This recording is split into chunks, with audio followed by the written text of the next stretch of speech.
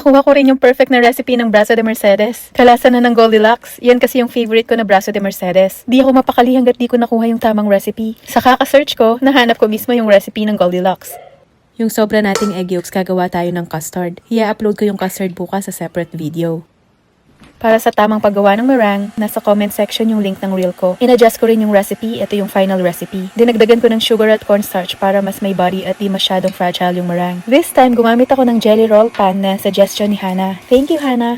Alam mong stiff picks na pag tinaob mo yung bowl pero hindi gumalaw yung meringue. Spread na natin sa tray at lagyan ng design. Pwede rin na walang design. Bake at 180 degrees Celsius for 11 to 14 minutes. Huwag natin i-overbake. Pag light brown na yung itaas, pwede na. Paghaluin natin yung powdered sugar at cornstarch for dusting. Then, nakita ko sa page ng Goldilocks gumamit sila ng cheesecloth sa pag-roll. Paglabas ng oven, itaob natin agad sa cheesecloth na may powdered sugar and cornstarch. Ilagay na natin yung custard.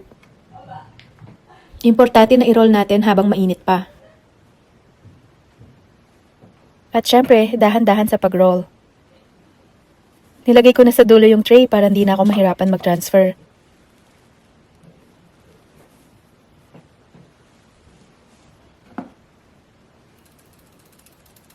Ayan o, perfect na yung braso de Mercedes.